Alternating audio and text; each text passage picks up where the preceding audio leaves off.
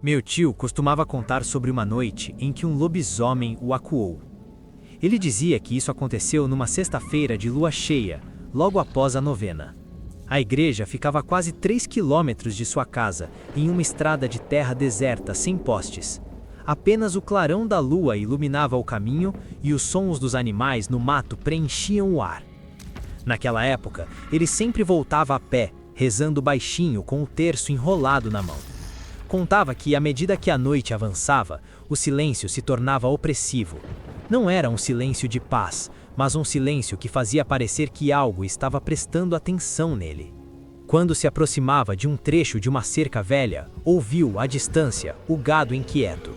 Em seguida, um cachorro começou a latir desesperadamente, e de repente, o som parou, como se alguém tivesse cortado o barulho. Foi então que ele percebeu que não estava mais sozinho. Do outro lado da estrada, entre o capim alto, havia algo que se movia paralelamente a ele.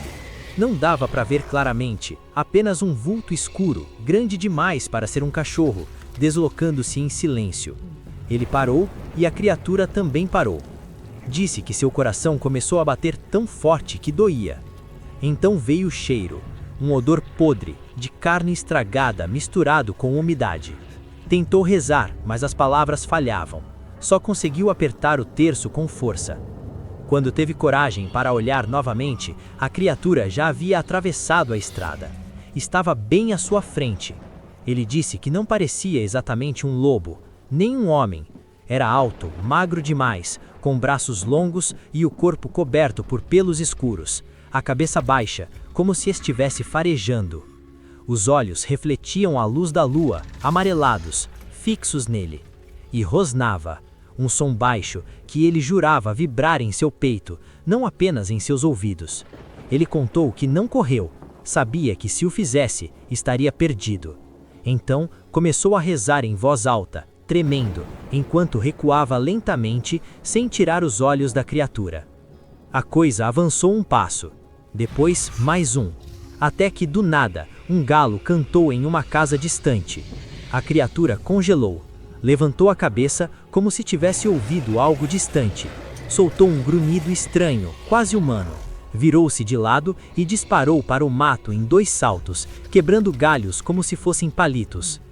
Ele ficou paralisado, incapaz de se mover, até que a luz do dia começou a clarear. Quando finalmente chegou em casa, notou que a barra da calça estava rasgada e havia 4 marcas paralelas em sua perna, como se garras tivessem passado raspando. Nunca mais voltou a pé da igreja à noite. E, segundo ele, nas luas cheias seguintes, sempre que o gado berrava de madrugada, ele trancava a porta, apagava as luzes e fingia não ouvir nada. Eu saí para um date uma vez com um cara que conhecia em um desses aplicativos de namoro. A ideia era simples, comer alguma coisa e ir embora logo depois. Mas não rolou. A conversa não encaixou, o clima não ficou bom e eu só queria voltar para casa. Avisei que ia embora, mas ele insistiu para eu ficar mais um pouco. Acabei cedendo. Quando já estava tarde, disse de novo que ia embora e que pediria um Uber. Ele se ofereceu para me levar em casa. Eu aceitei. No meio do caminho, ele começou com uns papos estranhos. Eu fui ficando desconfortável, com uma sensação ruim, como se alguma coisa não estivesse certa. Pedi para ele encostar o carro. Assim que ele parou, abri a porta e saí correndo, indo parar numa praça mal iluminada. Não vou entrar em detalhes sobre o que aconteceu dentro do carro, por vergonha e também para não causar gatilhos em ninguém. Mas eu saí de lá chorando e com muito medo. Ele desceu do carro e veio atrás de mim. Estava tão escuro que eu tropecei e caí. No chão, fechei os olhos e fiquei ali chorando, esperando o pior. Só que de repente percebi que ele não se aproximava. Havia um cheiro muito forte no ar, algo podre. Achei que estivesse perto de algum animal morto. Quando abri os olhos, olhei na direção dele. Ele estava pálido, imóvel, com os olhos arregalados, encarando alguma coisa à minha frente. Então eu olhei também. Não havia nenhum animal morto. O cheiro vinha de um bicho grande, poucos metros à minha frente. Tinha pelos ralos, olhos vermelhos como brasa e estava completamente focado no meu perseguidor. Ele passou por mim, roçando os pelos no meu braço e seguiu na direção do cara. Foi o suficiente. O homem saiu correndo, entrou no carro e foi embora em disparada. Eu fiquei ali, sentada no chão, chorando. O bicho não se aproximava de mim.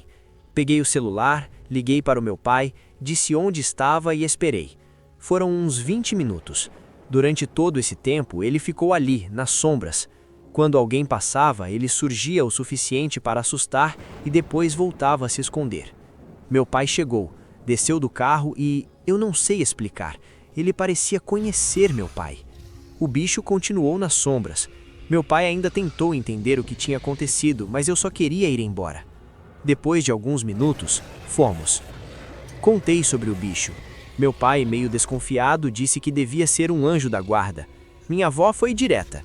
Disse que era um lobisomem e que provavelmente me conhecia. Dias depois, um rapaz que sempre andava pela rua desde que eu era pequena apareceu no portão de casa. Conversando com meu pai, contou com naturalidade da carreira que deu no sujeito que ia fazer mal à Tininha. Era assim que todo mundo me chamava.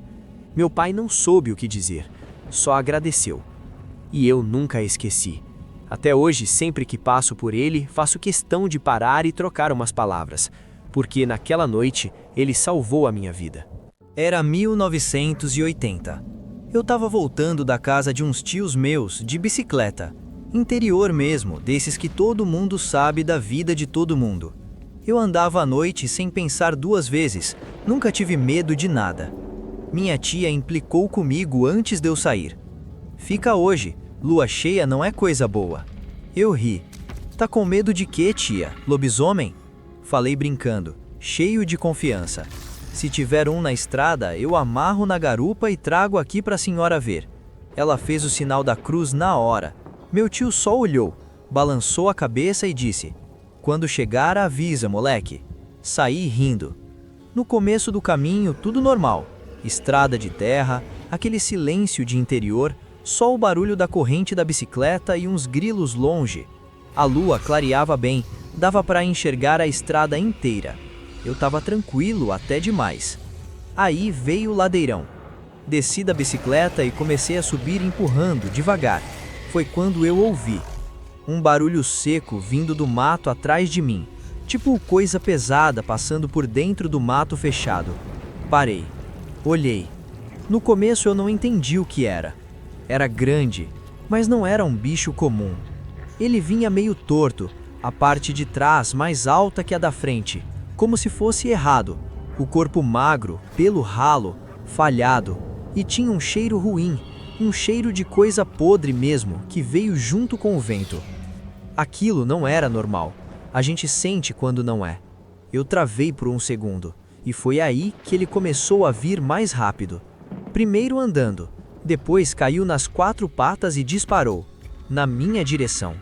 Meu corpo reagiu antes da cabeça. Saí correndo morro acima, empurrando a bicicleta, tropeçando, quase caindo. No desespero, consegui montar e comecei a pedalar o mais rápido que dava. E ele vinha. Eu ouvia o barulho das patas batendo na terra, pesado, perto demais. Eu não tive coragem de olhar para trás. Parecia que ele brincava comigo. Se quisesse me pegar, pegava. Eu sabia disso.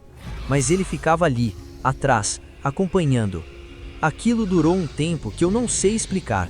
Pareceu uma eternidade. Devia dar uns 15 minutos, talvez mais. Nunca senti um medo daquele jeito. Meu peito doía, minhas pernas queimavam e eu só pensava em chegar. De repente, silêncio. O barulho parou. Não ouvi mais nada. Nem respiração, nem passo, nem mato mexendo. Nada. Eu não parei.